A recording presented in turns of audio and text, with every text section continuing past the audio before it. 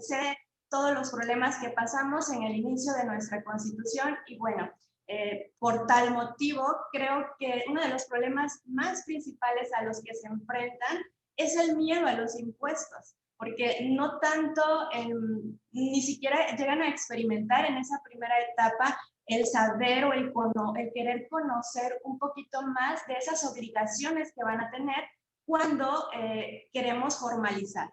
Entonces, bueno, vamos a empezar primeramente explicando qué son los impuestos. ¿Qué son los impuestos? Porque a partir de esto, creo que la intención también es que sepan por qué van a contribuir, que se quiten algunos mitos que existen y cómo también la importancia de saber que existen estrategias que nos van a permitir contribuir de una manera sana, justa, que no nos perjudique tanto. Entonces, bueno, también quiero aclarar que mis presentaciones por lo regular se basan en información, en contenido básico. No vamos a hablar con tecnicismos, ni tampoco vamos a mencionar fundamentos legales, pero si terminando la conferencia tienen alguna duda al respecto o sobre algún tema puntual, bueno, lo podemos manejar aquí mismo o en una asesoría ya personalizada. Pero bueno, quedo a sus órdenes, empezamos. ¿Qué son los impuestos? Los impuestos prácticamente es una forma en que nosotros contribuimos al gasto público en nuestro país. Y hablar del gasto público es pensar, yo los invito a pensar en esas personas que luego presumen, que dicen, gracias a mí hay infraestructura, gracias a mí hay hospitales o se llega a mejorar cierto aspecto en México. Bueno, no es tan cierto, pero lleva un poquito de razón. ¿Por qué? Porque al final los impuestos es una forma nada más, una de otras tantas clasificaciones en que nosotros vamos a ayudar a generar todo esto de lo que se habla dentro del país.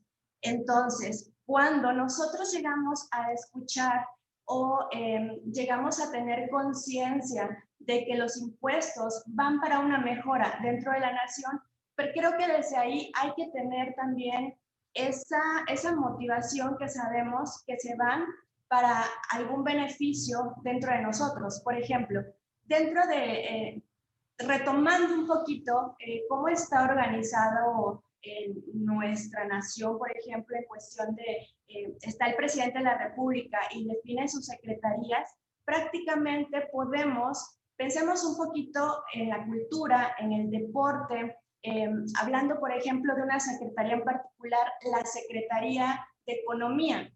El año pasado, antes de que entrara el nuevo gobierno, existía lo que era el INADEM. Y el hecho de que existan este tipo de apoyos, tanto para el emprendedor como hablando de cultura, apoyos para el deporte y otro sinfín de temas dentro de la nación, bueno, es porque quien nos representa hasta cierto punto elige a las personas que van a poder determinar cómo administrar ese ingreso. Y obviamente deciden, bajo ciertos parámetros, a qué hay que aportarle más. Entonces, en esta ocasión, porque es un tema que nos compete también, bueno, dentro de las decisiones que tomó el gobierno era que iba a desaparecer el INADEM y bueno, pues sí, nos llegó a perjudicar.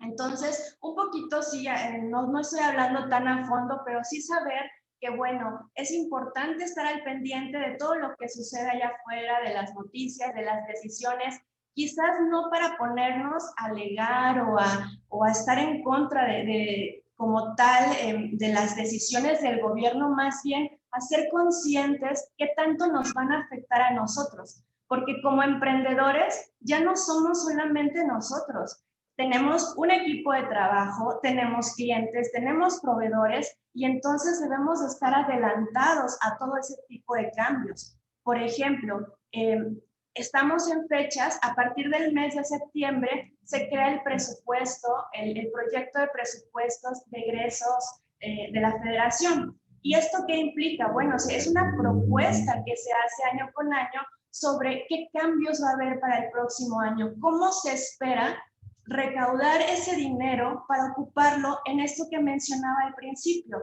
Y bueno, quizás ya llegaron a escuchar que algunos decían que, bueno, el gobierno quiere desaparecer el outsourcing, quiere incluso revisar nuestros teléfonos celulares como algo ya meramente fiscal. Y entonces empezamos a escuchar, pero yo los invito a que realmente indaguen o vayan con el experto y consulten para que realmente su razonamiento sea más nutritivo y realmente lo apliquen o sepan tomar decisiones dentro de los mismos. Bueno, ahora, dentro de México existen prácticamente dos mundos, la parte de la formalidad y la parte de la informalidad.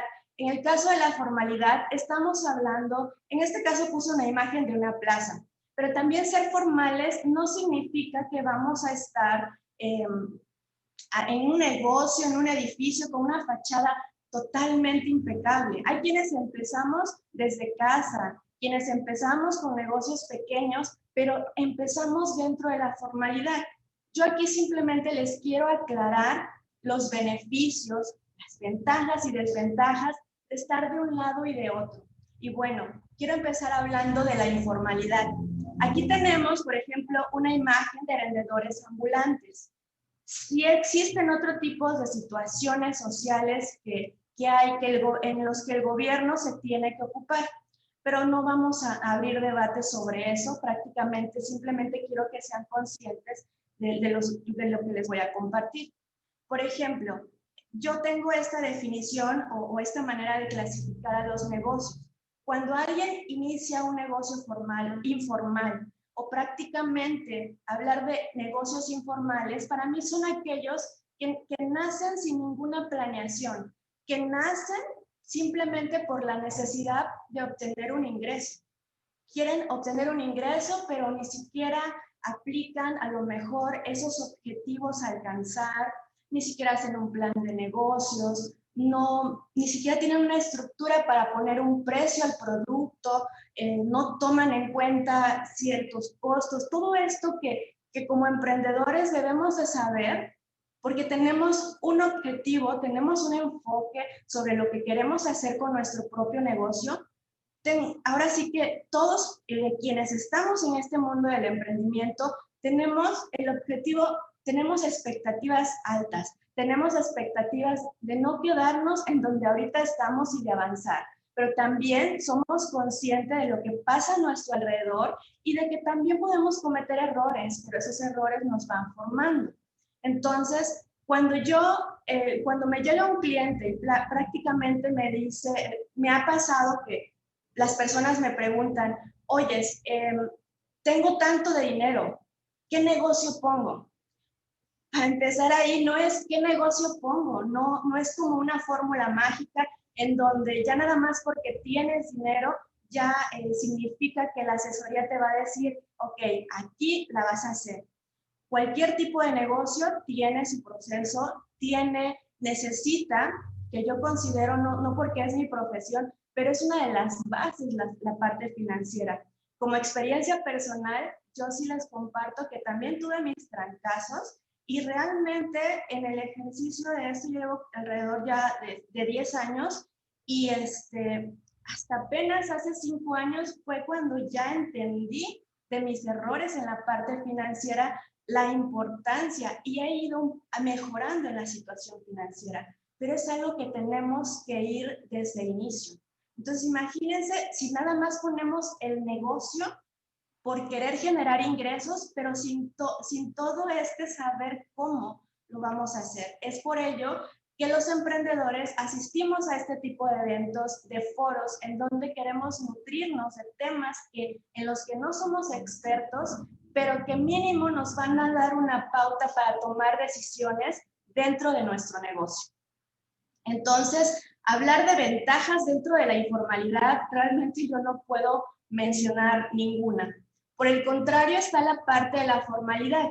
En la parte de la formalidad, primer punto, obviamente, esto que les mencionaba, y no va a faltar la persona que diga, pero existe la corrupción. ¿Para qué yo aporto, para qué yo pago impuestos si el dinero se va a ocupar en otras cosas? imagínate que todos pensáramos así. ¿Que existe? Sí existe. Pero está, ahora sí que siempre hay dos opciones. Y si tú eliges pertenecer a eso, ok, entonces por eso a lo mejor te estás quejando. Hay alternativas, sí, obviamente duele ver cuando hay algo, decisiones que te afectan y que por, digamos, injusticia, tú no obtienes el beneficio que buscabas y haciéndolo pues realmente bien, o sea, realmente son cosas que duelen, pero al final de cuentas, la mayoría de las cosas que venimos haciendo, tomando en cuanto trámites con el gobierno, son cosas que también nos van ayudando para que vayamos conociendo cómo funciona y cómo podemos darle la vuelta a cosas que no nos aportan. Ahora bien, dentro de cosas de la formalidad, por ejemplo, dentro de las ventajas que nos van a ayudar el ser formales, el gobierno por lo regular llega a acuerdos con la banca privada, con los bancos, y lo que llega a pasar es que quizás ya no tenemos el INADEM, ya no tenemos estos eventos de reuniones con los emprendedores, pero sí hay ciertos convenios en donde a lo mejor los bancos van a dar apoyos a aquellos micronegocios, aquellas empresas que cumplen con ciertos requisitos. Y dentro de los requisitos que nos piden es tener una antigüedad por lo regular mayor de 2 años, tener limpio, estar bien, limpio tu buro de crédito. Otro de los requisitos, o más bien otra de las ventajas, es por ejemplo a la hora de querer tener más clientes. Si nosotros queremos que nuestros clientes sean empresas más grandes, obviamente si no le vamos a dar factura, no podemos entablar esa relación. Y lo mismo pasa con nuestros proveedores. Entonces se va volviendo una cadenita. Incluso podemos participar en convocatorias de empresas privadas, podemos participar en convocatorias a nivel internacional, siendo formales, y podemos afiliarnos a grupos, a cámaras empresariales en donde nos vamos a nutrir. Si no estamos en la formalidad, no podemos pertenecer a todo esto. Y realmente como emprendedores sabemos que ese conocimiento es importante para que nuestros negocios vayan creciendo. Entonces, bajo este panorama, creo que por mi parte queda claro las ventajas de la formalidad. Ahora bien, ¿quiénes debemos pagar impuestos en México y qué clase de impuestos? Bueno, en México, todas las personas que obtengan una fuente de ingresos estamos obligadas a pagar impuestos, sea cual sea la fuente de ingreso. Y obviamente, cumpliendo como un deber, debemos registrarnos en la Hacienda y dar a conocer la actividad económica a la que nos estamos dedicando para poder contribuir y para poder entrar dentro del mundo de la formalidad. Incluso los colaboradores de empresas, obviamente a veces es el dueño de la empresa quien apoya al empleado para que se inscriba en Hacienda. Pero todos aquellos que obtenemos ingresos debemos pagar estos impuestos.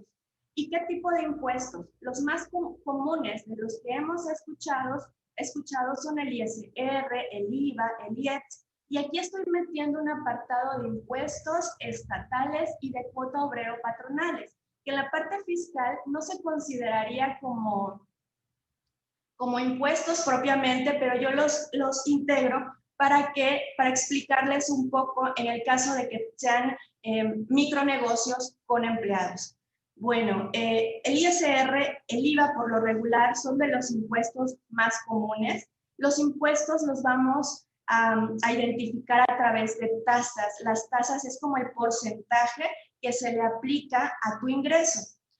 La tasa o el porcentaje del ISR es el 30% para personas morales, la máxima para personas físicas es del 35%. Entonces, tú vas a pagar impuestos de manera proporcional a la cantidad de ingresos que recibas. Existe el comentario, un mito, de que, bueno, posiblemente las personas físicas llegan a pagar más impuestos que las personas morales por la tasa. Pero también Si la tasa máxima para personas físicas es del 35%, para personas morales del 30%, los cálculos son muy diferentes. Aquí la diferencia, y una de las cosas por lo que se quejan los ciudadanos, es que las grandes empresas no pagan impuestos. ¿Saben cuál sería una de los motivos por el que no los pagan? Porque pagan a especialistas que les crean las estrategias fiscales para no hacerlo. Sí, van a decir, pero también existe la corrupción. Sí, pero no nos enfoquemos en eso, porque hay cosas que podemos aplicar en nosotros también como personas físicas, estrategias que también nos van a permitir no pagar tanto porcentaje de impuestos. Tengo contribuyentes, por ejemplo, porque también va a depender de tu situación. Tenemos que analizarte a ti en específico para saber cuál es tu actividad económica y cuáles son tus obligaciones y tus impuestos a pagar, pero a ti únicamente como tu empresa. No va a ser el mismo parámetro para todas las personas físicas, porque cada negocio es muy diferente.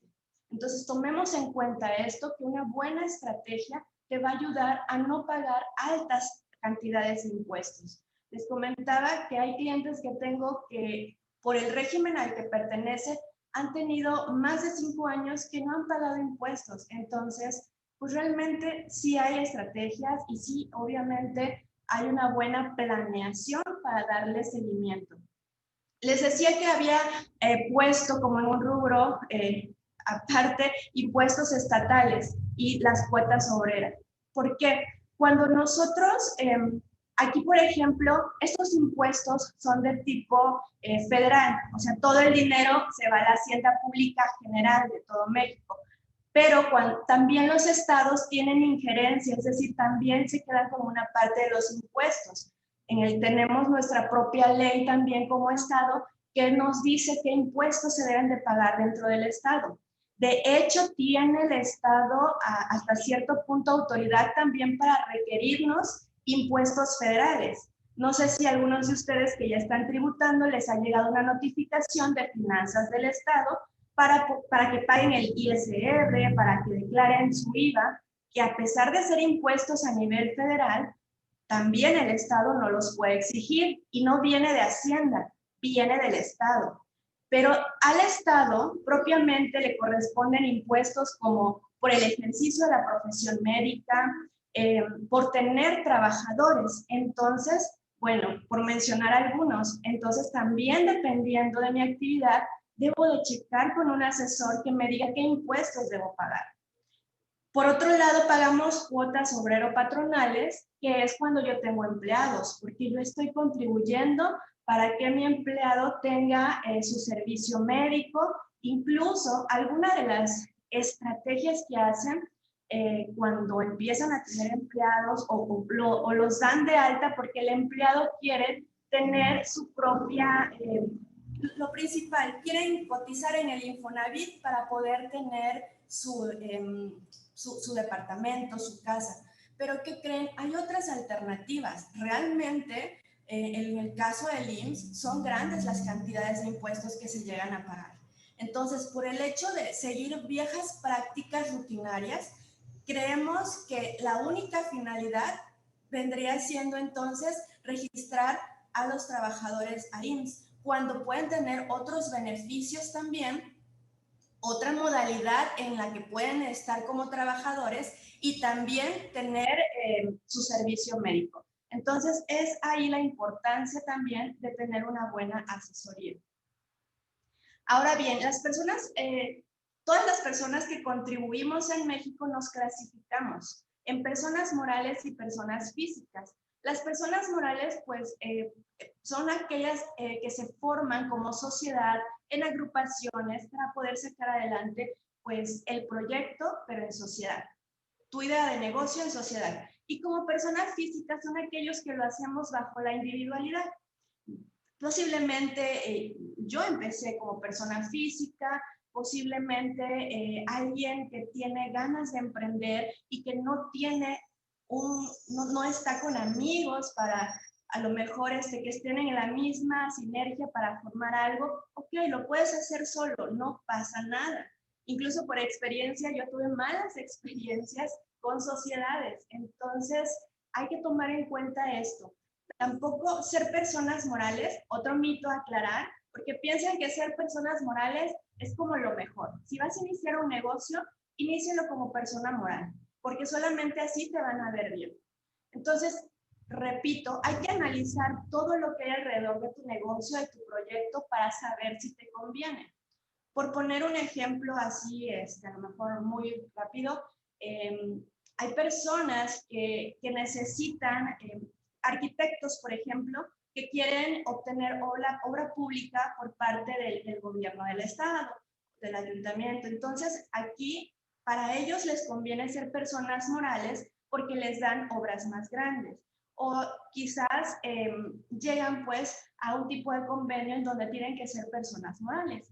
Cuando llegan clientes con esa situación que no tienen opción, pues ok, se les hace saber todo a lo que se van a enfrentar como personas morales. En lo personal, yo les recomiendo, si van empezando, que empiecen como personas físicas, van experimentando, y yo siempre digo, nos vamos educando poco a poco para llegar a las grandes ligas dentro de los impuestos. Entonces, bueno, aquí ya nosotros tenemos esta clasificación. Ahora bien, ¿quién me está rayando? Bueno, tengo aquí las personas, la clasificación de las personas morales. Se dice que esta clasificación o estas clasificaciones de personas morales son como regímenes de sociedades. Hay muchísimas más, pero puse las más comunes, incluso para emprendedores. Entonces, por ejemplo, aquí tenemos la sociedad por acciones simplificadas, un tipo de sociedad que surgió recientemente y exclusivamente para emprendedores, porque muchos iniciaban de manera individual, pero querían, por estos requisitos que yo les comento, que no hay de otra, les exigen para participar en cierto evento o tener como proveedor o cliente a una empresa, posiblemente, y condicionan que sea sociedad. Entonces, una sociedad por acciones simplificadas, lo que va a hacer es que no necesita este protocolo que requiere una sociedad mercantil o una sociedad, digamos, ya formal. La sociedad mercantil, digamos, que es la sociedad que ya su finalidad es la obtención directa de ingresos, o sea, que sabe casi a lo que va. Entonces, es muy rápida incluso de constituir una sociedad por acciones simplificadas y, repito, la puede hacer solamente una persona, pero también se pueden integrar más personas. Pero en este caso, si yo quisiera, ok, yo construyo mi sociedad por acciones simplificadas. Una opción muy común es la sociedad anónima, pero me ha tocado que muchos emprendedores empiezan siendo sociedades anónimas. Estas sociedades, por lo regular, van a estar, pueden ser constituidas por un notario o por un corredor público. Yo les decía, les hablaba de protocolizar. Cuando hablo de este concepto, me refiero a que realmente le va a dar fe y legalidad de la existencia de esa sociedad el hecho de que pues, me la certifique el notario y que además la lleve al registro público de comercio. Aparte que para tener cualquier tipo de sociedad, yo debo de sacar una autorización en la Secretaría de Hacienda de mi nombre. Entonces, pero les decía, hay muchas que empiezan también con esta idea de, hago mi sociedad, voy al notario y me voy a dedicar a un sinfín de actividades. Soy un todólogo y ya tengo mi sociedad anónima. Y entonces, de repente vienen los problemas cuando tengo que hacer cierto trámite. Quiero, por lo regular, siempre que necesitan tener una relación con el cliente, y ahí es donde ya no pueden entablar a lo mejor un proyecto con el gobierno del estado o con un cliente grande por el extenso, la extensa cantidad de actividades que estipularon en el acta a la que se van a dedicar. Por eso es muy importante también tener la asesoría adecuada del experto para saber qué poner en su acta constitutiva y qué detalles cuidar. Existen también las sociedades de producción rural. Esta es una sociedad creada, digamos, muy usada por aquellas personas que se dedican a actividades agrícolas, actividades agropecuarias. Entonces, incluso la ley en la parte de Hacienda le da ciertas facilidades a quienes integren dentro de este tipo de sociedades. Por eso también hay facilidades para el campo, digamos, dentro de la ley, y también los impuestos a pagar son mínimos. Y finalmente les hablo de sociedades civiles y asociaciones civiles. Estas son creadas, por ejemplo, las sociedades civiles, es muy común que veamos a grupos de profesionistas formados para pues lucrar, pero sobre el mismo giro de su profesión. Por ejemplo, una sociedad anónima, mi empresa, que son de contadores, ok, SC. Pero si se reúnen varios abogados porque se van a dedicar a litigar, ok, es una SC. O una clínica, se reunieron varios médicos y quieren hacer una sociedad, SC. Pero si la finalidad es ayudar a lo mejor a algún sector vulnerable de la sociedad, ayudar a lo mejor, por poner un ejemplo, a los ancianos, ayudar a aportar alimentos a las personas de la calle, una sociedad que funciona con donativos, ok, voy a hacer una asociación civil. Ahora vamos con las clasificaciones de las personas físicas. En este caso, también los más comunes, que son sueldos y salarios, y asimilados a sueldos y salarios. En este régimen te vas a encontrar tú si eres empleado, si eres colaborador de alguna empresa, y ojo, tampoco es una obligación, dependerá mucho de la estrategia de la empresa el saber si te van a ubicar dentro de este régimen. ¿Que estás obligado a pagar impuestos? Sí, ya lo sabes. ¿Que presentas declaración anual? Sí. De hecho, el hecho de presentar declaraciones, de saber tus obligaciones fiscales como contribuyente, va a depender de a qué régimen fiscal pertenezcas.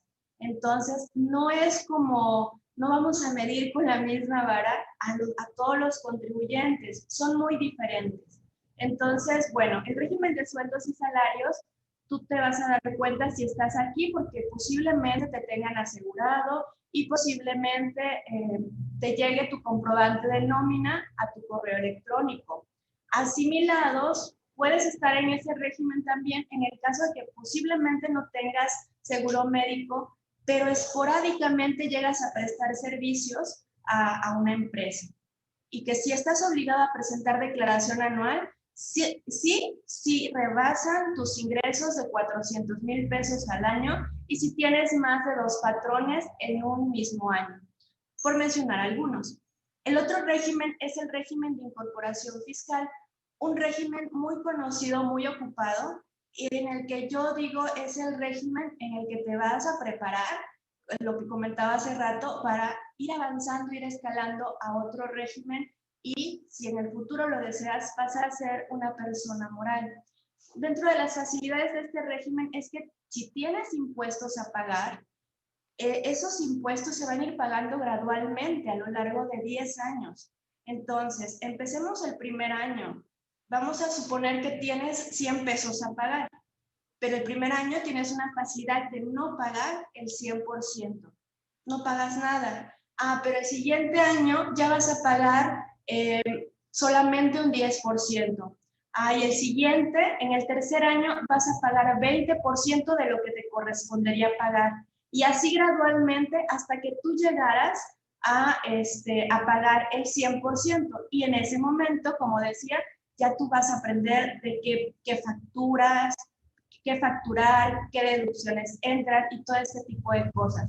Aparte de que un régimen de incorporación fiscal no te obliga a presentar declaración anual, es opcional y casi nadie presenta declaración anual para este régimen y tus declaraciones son bimestrales y tienes la opción de presentar tu contabilidad a través de mis cuentas dentro de la plataforma del SAT.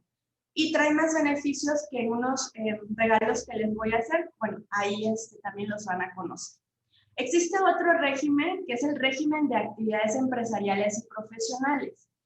Aquí, a diferencia del régimen de incorporación fiscal, van a entrar todos aquellos que para el ejercicio de su profesión requieran título profesional y quizás aquellos que lleguen a obtener más ingresos de los que estipula el régimen de incorporación fiscal. Digamos, pues, ya cuando estamos hablando de personas que rebasan cierta cantidad de ingresos, ok, ya aquí los ubicamos. A diferencia del RIF, al régimen de actividades empresariales, sí van a presentar declaración anual, van a presentar aparte declaraciones mensuales y bueno, digamos, el cálculo también difiere un poco del régimen de incorporación fiscal. Y bueno, finalmente un régimen, digamos, no tan común para emprendedores, pero también está dentro de las clasificaciones, que es el régimen de arrendamiento y también es, digamos, otro mundo, otra manera de poder calcular los impuestos, de declarar y, bueno, para que ahora sí que les pinto el contexto para que ustedes se vayan dando una idea de que no es lo mismo para todos, es un trato diferente. Ahora bien, aquí, esta es la parte que le decía, les voy a dar algunos tips, espero realmente que sea aportación que les sirva, que he visto dentro de las asesorías que he dado, que son de los problemitas más comunes que llegan a tener los contribuyentes. Y bueno, la idea es apoyarlos para que se queden con estos datos que a futuro les puede servir. Vamos a hablar de facturación.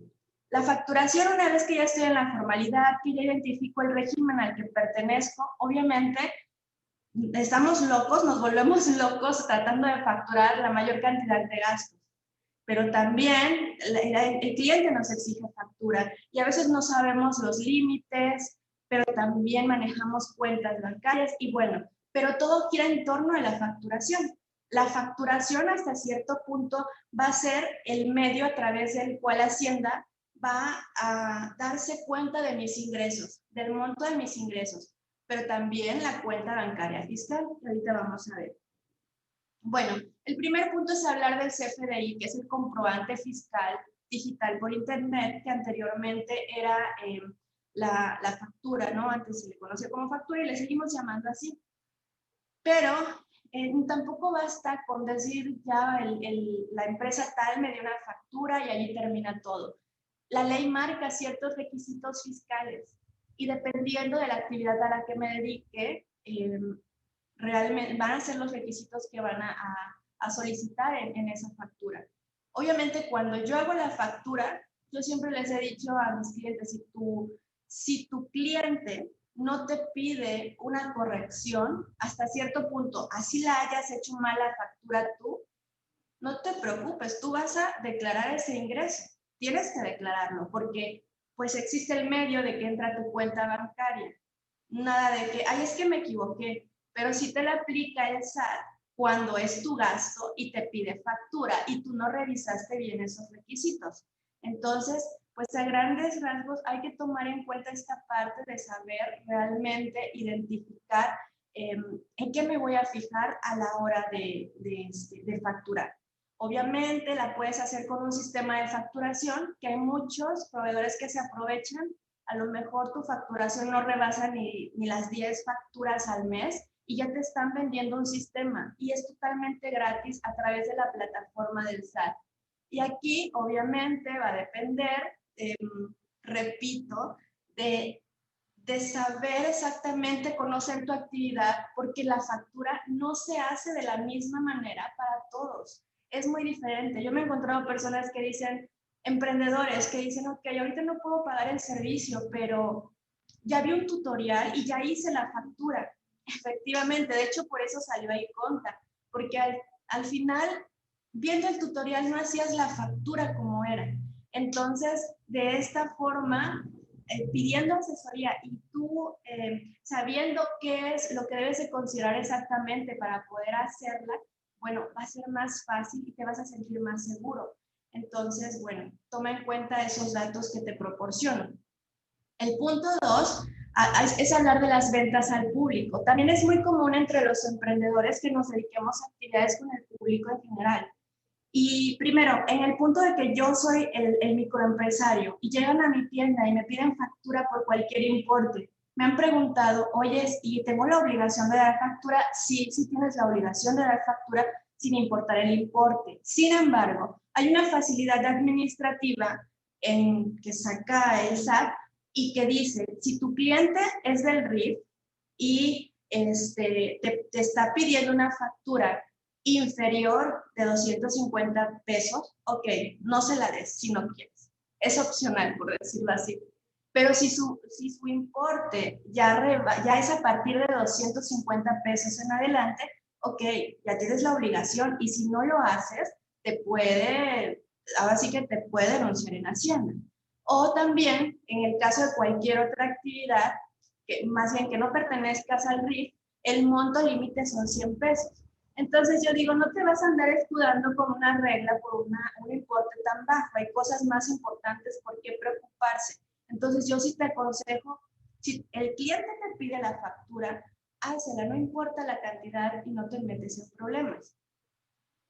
El punto número 3 es hablar de las deducciones también. Ese es otro problema muy común entre los microempresarios. ¿Qué debo facturar?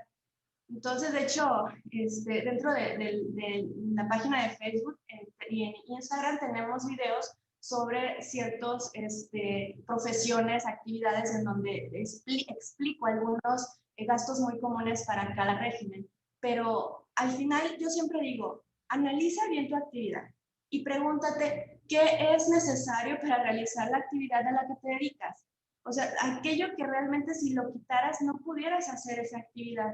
Eso, para empezar, es lo estrictamente indispensable que marca la ley.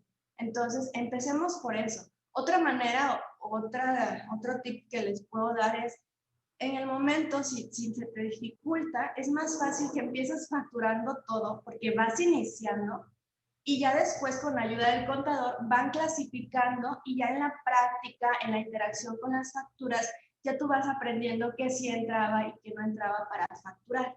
Otro punto a tomar en cuenta es que manejamos efectivo, pero siempre y cuando no pertenezcas al RIF, debes de pagar con tarjeta de crédito, con tarjeta de débito, con transferencia bancaria o con cheque cuando tus gastos sobrepasen los 2,000 pesos. Entonces, porque si no, no te va a ser deducible ese gasto, no lo vas a poder, digamos, restar para que disminuya tu impuesto. O, por ejemplo, muchos cometen el error de pagar la gasolina en efectivo. Y también, o sea, la gasolina se tiene que pagar forzosamente transferencia, tarjeta de crédito o débito, pero no en efectivo, sin respetar estos límites también. Un poquito te da más chance el régimen de incorporación fiscal, que si perteneces a este régimen y tus gastos los pagas, el valor de un servicio. Vamos a suponer que pagaste, no sé, compraste un mueble para tu negocio y ese mueble te costó 4,000 pesos y lo pagaste en efectivo y está estipulado en tu factura. Ahí sí es deducible porque el SAT dice que solamente a partir de 5,000 pesos en adelante, tú ya tienes que haberlo hecho con tarjeta de crédito, débito o transferencia para poder hacerlo deducible. Entonces, eso es lo primerito que hay que ir a revisar cuando ya estamos inmersos en la actividad, en las operaciones de nuestro negocio. Y otro punto, el punto número 4, es la cuenta bancaria fiscal. Muchas personas primero, no les conviene, incluso aquí hago un paréntesis, les hablaba de las diferencias entre formalidad e informalidad. Ahora bien, tampoco es una invitación a que si estás iniciando inmediatamente te metas a la formalidad y ya quieras constituirte y totalmente ser una persona moral. En algunas ocasiones hacemos una planeación y a lo mejor dentro de los primeros 3 meses, 6 meses, empezamos sí en la informalidad y vemos los números, vemos cómo se va desarrollando el negocio Y es posible que dentro de 6 meses nos demos cuenta que el negocio no funciona y no nos arriesgamos. Pero no tardamos 2 años, 5 años en la informalidad. O sea, sí nos podemos como que apalancar, pero ese apalancamiento que sea porque estoy planeando lo que viene a futuro. Entonces, en la cuenta bancaria fiscal pasa lo mismo, porque si ustedes van a un banco, les van a decir, si quieres una cuenta fiscal o empresarial o pyme, necesito que metas 10,000 pesos a tu cuenta. Varía el importe de cada banco. Ah, pero vas a pagar comisiones bancarias y hasta los 6 meses o hasta el año te voy a dar tu tarjeta de crédito. ¿Y qué más? Ay, no necesitas sacar, necesitas tener guardado unos 4,000 pesos. O sea, aparte del importe que diste, bueno, ya lo dejas, pero si lo empiezas a mover, si dejas tu cuenta en ceros, te cobran una comisión. Te vendo las chequeras. O sea, entonces se me asusta el contribuyente y me dice, oye, ese es mucho gasto. No te preocupes, empecemos con una cuenta de ahorros. Estamos en la práctica y poco a poco ya, o sea, viene esta parte de tampoco te vas a permanecer ahí. Obviamente vamos a hacer objetivos y ya te vas familiarizando hasta que tú te sientas en condiciones óptimas para tener una cuenta fiscal. Porque tener una cuenta fiscal también te permite participar en estos apoyos que llegan a ser la banca privada con el gobierno para los emprendedores y dueños de negocios. Entonces, bueno, esta es la parte que sí les decía, espero que les haya servido esto. Y bueno, aquí termina mi presentación. Ahorita nada más les estoy compartiendo mis datos. Está raro, ¿quién rayó eso? Perdón. Estamos ubicados en Acapulco, pero también trabajamos, tenemos contabilidades de otros estados. Aquí están nuestros números de teléfono, este es el número de celular, también hay acceso a WhatsApp y bueno, tenemos nuestra página web.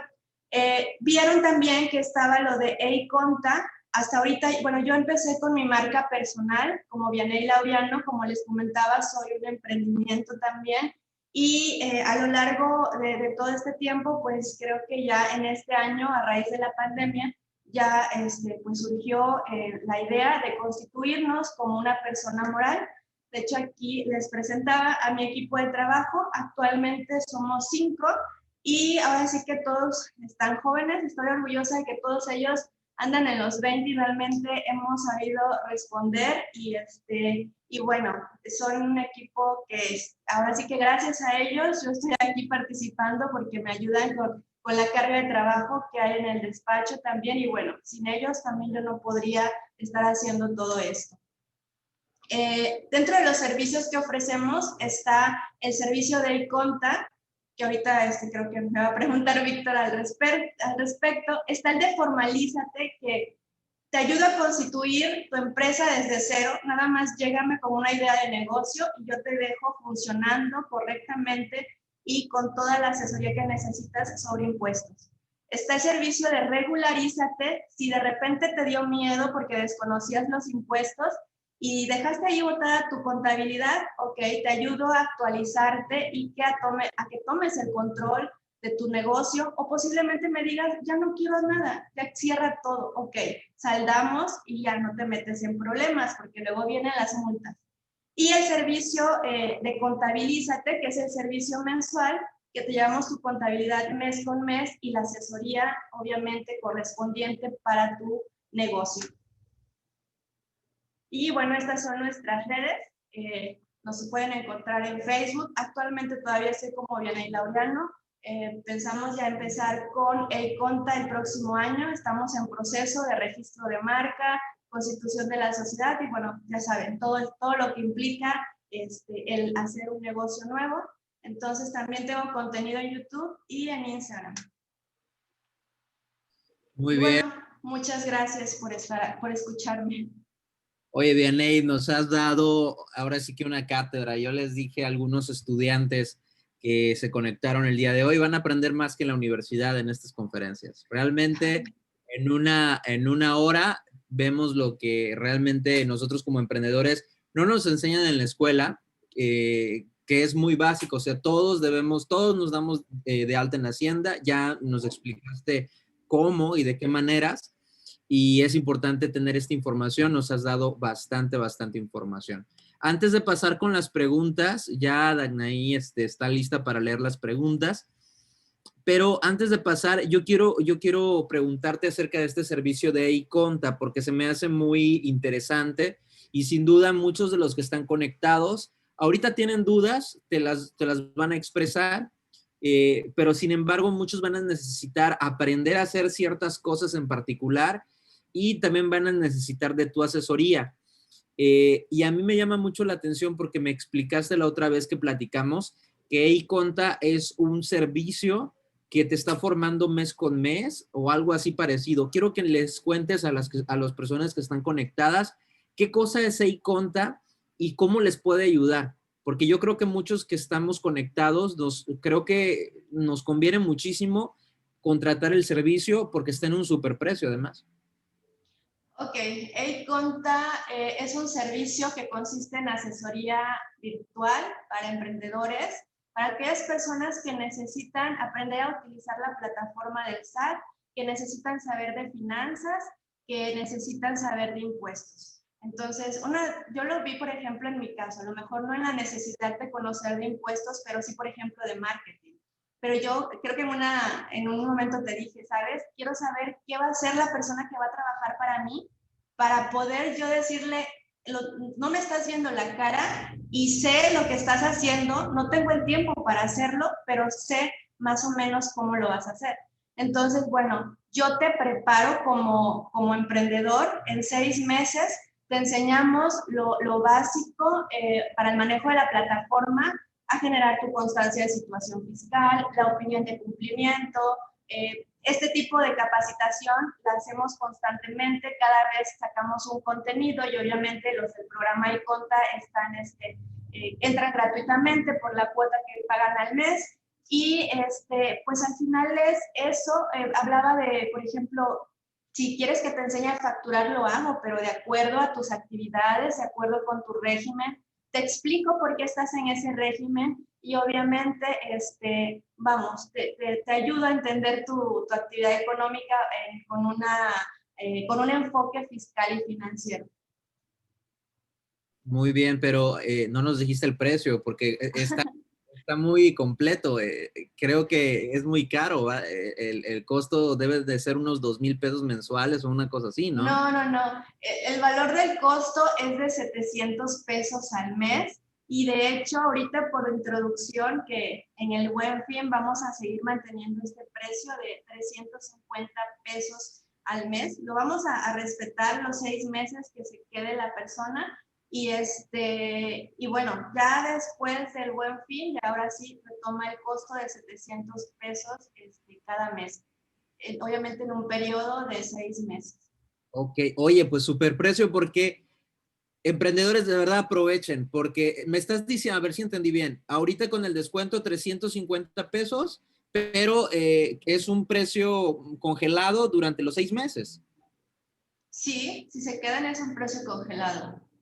Porque aparte, digo, me he llevado la sorpresa porque ustedes mismos, vamos a suponer que, bueno, voy a hablar, si ustedes ya están en iConta, ustedes mismos me dan la información que requieren. Y, por ejemplo, les comparto que el mes pasado hablamos de temas de pensiones, de retiros, porque fueron de las preguntas más constantes. Ahorita con la pandemia tenían muchas dudas sobre qué hago, cómo me preparo o cómo cuido a mi familia, porque qué tal si me pasa algo y ya sabemos que a lo mejor no voy a poder pensionarme.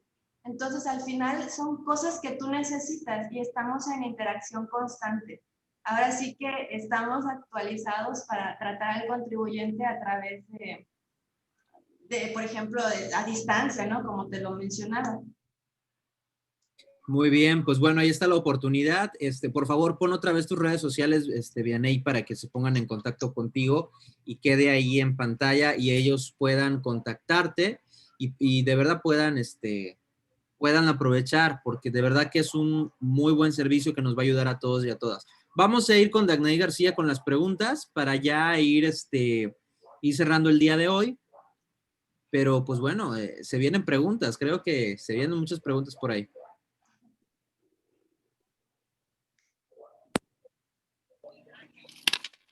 A ver, ya creo que ya. ¿Ya me escuchan? Ah, perfecto. Ok, muy buenas noches. Ok, la primera pregunta para la contadora Vianey, desde Carla Cruz, dice, ¿se podría regular hasta cierto punto la informalidad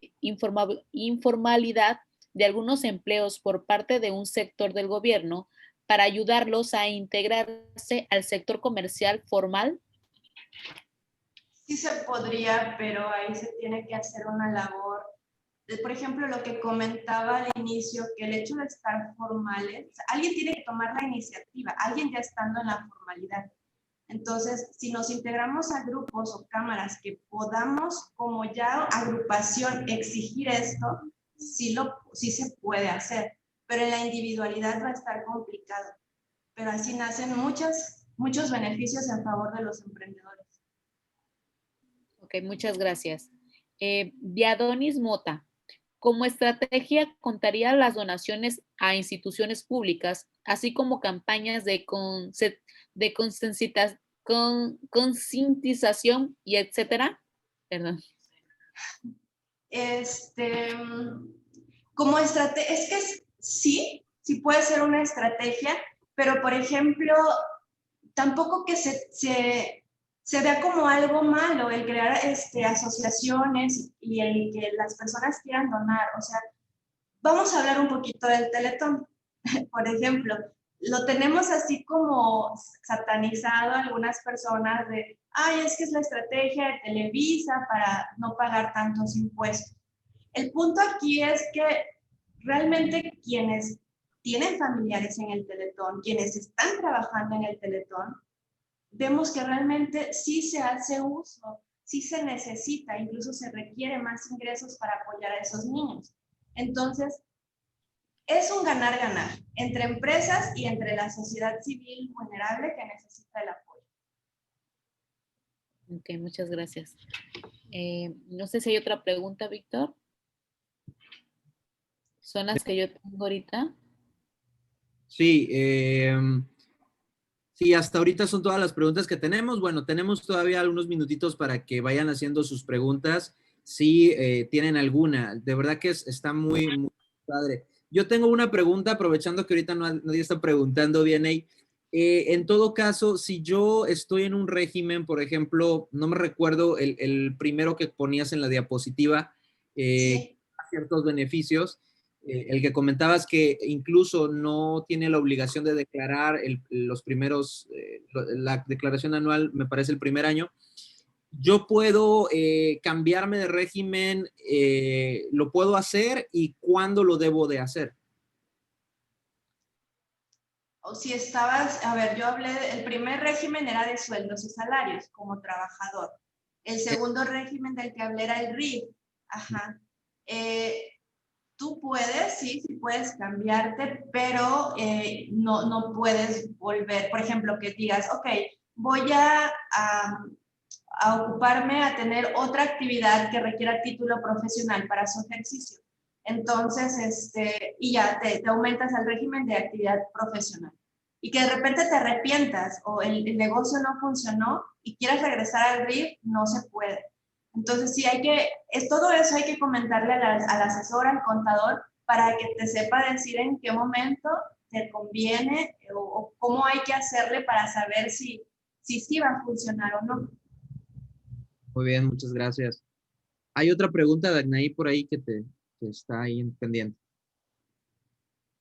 Te activo audio.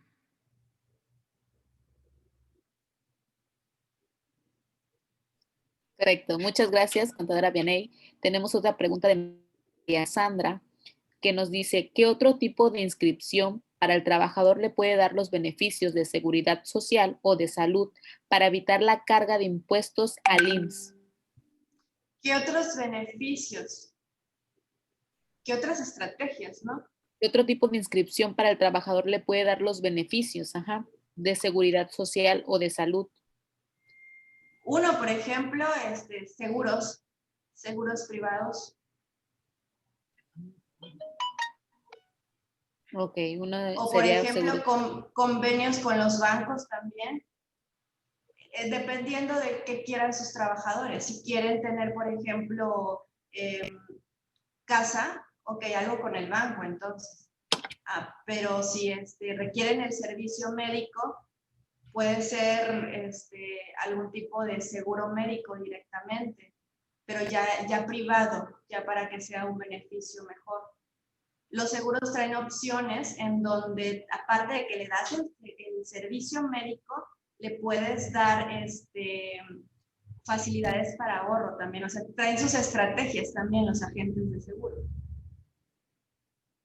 Ok, muchísimas gracias. Tenemos otra pregunta de Carolina Ortiz. Dice, ¿nos podría apoyar a recordar la diferencia entre los regímenes RIF y actividad empresarial?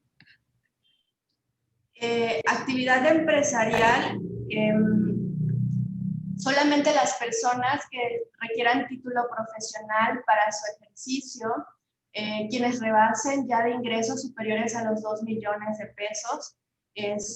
Obviamente, también una de las diferencias es que las declaraciones, vas a presentar declaración anual, declaración mensual. En el RIF no, las declaraciones son bimestrales. Otra, pues son una de las... en el RIF los impuestos los pagas gradualmente. Vas teniendo, digamos, un descuento el primer año, el descuento es del 100%, no pagas nada.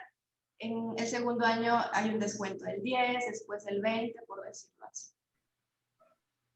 Ok, muchas gracias. No sé, Jorge Antonio, si quisiera hacer una pregunta.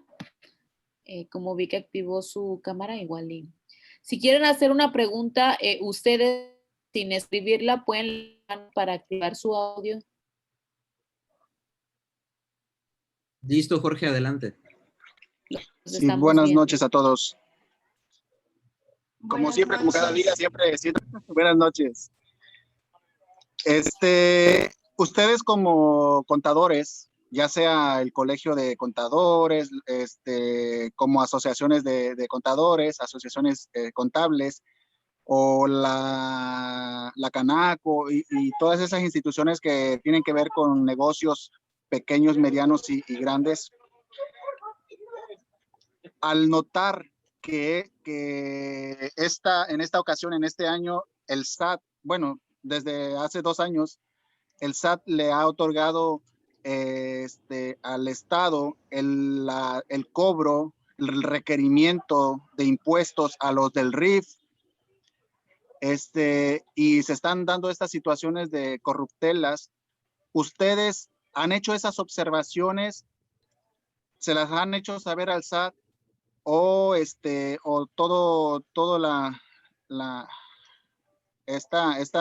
cuestión de contadores y todo eso están siendo omisos a esta situación de corrupción, o se está haciendo algo, o se le está notificándole o avisándole al SAT, hoy está sucediendo esta situación, porque el bimestre pasado y hace 4 meses, el SAT envió al Estado miles y miles de notificaciones, y hay que saber que pues la situación de la pandemia ha orillado a muchos a no poder pagar incluso impuestos, ni poder pagar IMSS, ni poder pagar nada de ISR. Entonces eso merma aún más y pone en jaque a muchos pequeños y medianos empresarios. Entonces, aunado a eso, la corrupción que existe en finanzas del Estado, pues yo creo que se debe de hacerle un llamado al SAT, ¿no? De que está pasando esta situación, y que sea el SAT el que pueda dar el beneficio o las prórrogas directamente, y no que se las delegue al Estado y dé puerta a que se den situaciones de corrupción. Okay. Sí, de hecho es algo que siempre pasa, a lo mejor no se ve en la sociedad civil, pero como lo decía al inicio, las diferentes cámaras y organizaciones obviamente siempre se levantan sobre, por ejemplo, el Colegio de Contadores quizás pudiera decir, bueno, a nivel, aquí por ejemplo tenemos el Colegio de Contadores de Acapulco, pudiéramos pensar que no hay mucha actividad como tal, pero la actividad está en la parte nacional y obviamente que se pronuncian en favor de nuestro trabajo que es para los contribuyentes. Y obviamente se hacen escritos en defensa y también surgen las demás cámaras. El hecho de que se levante la voz de esta manera, obviamente sí, en algunas ocasiones llega a generarse cambio, pero también me ha tocado ver, a lo mejor no directamente que en este momento que se resuelvan situaciones, pero es un trabajo a veces de años, que de repente, por ejemplo, estoy en Coparmex y también, o sea, a veces esa forma de satanizar a los grandes empresarios, digo, no, al final también aportan empleos y al final es como el canal para que los microempresarios también vayan avanzando, quizás no estar a su nivel porque hay camino que recorrer, pero sí nos están abriendo camino para saber hasta dónde podemos tener facilidades. Pero si todo lo que ellos, las peticiones se hacen bajo la formalidad y sí están levantándose, o sea, si estar pendiente, por ejemplo, de las páginas oficiales, sí hay escritos y sí están levantando la voz en defensa de esto. El gobierno ahorita pues se va a escudar en la fiscalización. Quizás no hay nuevas tasas o nuevos impuestos, pero sí se viene, digamos, dura la carga fiscal para el siguiente año. Y es aquí en donde yo creo que como ciudadanos debemos entender estos temas y saber hasta dónde nosotros podemos participar. Entonces, de que se está haciendo algo, se está haciendo algo. No se están quedando callados. Sí se está haciendo, pero es un trabajo arduo. Hay un grupo, está la Prodecon, que apoya a los contribuyentes.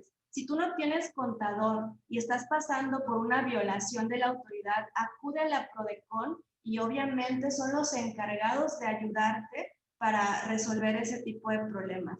Entonces, la Prodecon te puede ayudar en todo ese tipo de situaciones. Muy bien. Hay otra pregunta, Dagnaí, por ahí que está pendiente. Por favor, apóyanos. Ok, muchas gracias. Carolina Ortiz nos pregunta, me gustaría plantear mi situación.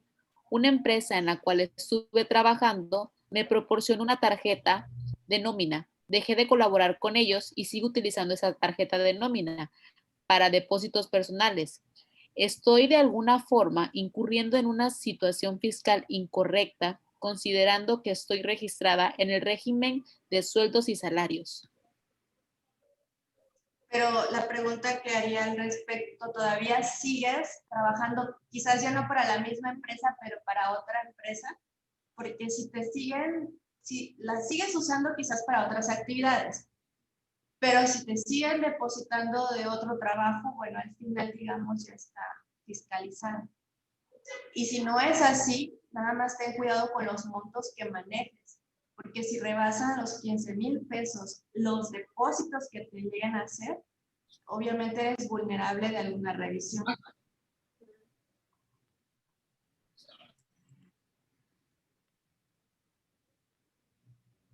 Ok. Bueno, Dagnaí, desactivaste el audio, ¿verdad? A ver. ¿Ya tienes audio otra vez, creo? Ok, sí, muchas gracias, contadora Vianey. Ok, sí, ya creo que sí entendió Carolina porque ya nos puso ahí que muchas gracias. Pues creo que hasta ahorita no hay otra pregunta. No sé si alguien quiera decir su pregunta. No sé, Leti Carmona, veo que ahí está como con ganas de preguntar. Sí, Leti ha estado pendiente desde el primer día de este foro aquí escuchando a los emprendedores. Ha sido de verdad unos días llenos de información y que nos entusiasman también. O sea, escuchar a emprendedores, escuchar a Vianey nos da luces, nos da información y sí nos quita ese miedo, ¿no? Porque el miedo yo creo que surge de la desinformación, ¿no? Ya nos habló de cosas importantes. De que, bueno, si vas a emprender un negocio y no estás seguro todavía, bueno, puedes empezar partiendo de la informalidad quizá, pero bueno, los primeros meses, ¿no? O sea, no quiere decir que que siempre vas a estar en la informalidad porque te vas a perder de muchos beneficios, ¿no?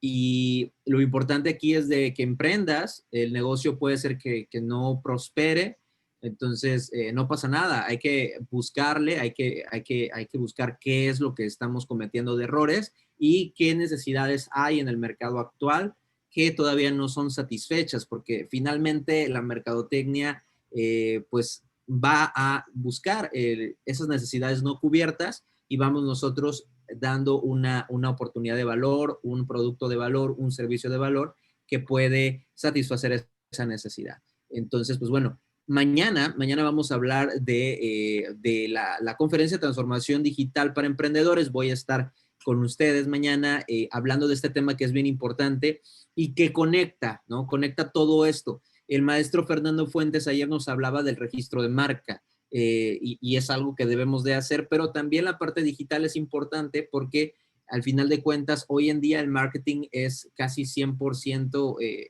digital, quizá 90% digital, más en esta pandemia. Ahora es impensable no tener un catálogo en línea, no poder tener todas estas partes importantes de las herramientas digitales y mañana vamos a hablar de eso y les voy a dar algunas herramientas que son importantes y fáciles de utilizar. No sé, Vianey, si tengas algo que añadir para ir cerrando este espacio, si nos quieres recordar tus redes sociales también para que te sigan y la gente pues te contacte, ¿no? Y creo que es importante asesorarnos. Ok. Pues, bueno, creo que ya ahora sí que las recomendaciones las iba dando puntual en las diapositivas, pero bueno, igual, ¿no? Si tienen alguna duda pueden acercarse, estamos en Facebook, estoy como Vianey Laureano, en YouTube como Contadora Vianey Laureano y en Instagram Vianey Laureano, Vianey_Laureano. Entonces, al final, yo creo que es ese miedo, o a lo mejor hay que perder ese miedo, el pensar que a lo mejor porque tiene que ver directamente con el manejo del dinero, de las finanzas, que por eso tienen como que el miedo, ¿no? De querer entrar a la formalidad, pero como les mencioné, realmente son más los beneficios y el conocerlo, se van a dar cuenta que les va a permitir también llevar una mejor organización financiera, que esa es la base. Si tú no tienes unas buenas finanzas, y yo siempre digo, si tus finanzas personales están mal, tu negocio va a estar mal, no vas a poder crecer. Entonces, desde esas preguntas se pueden acercar. En verdad también damos asesorías personalizadas, entonces tengan toda la confianza de acercarse, que al final siempre digo, ustedes mismos nos dan el contenido que necesitamos para compartirlo en las redes.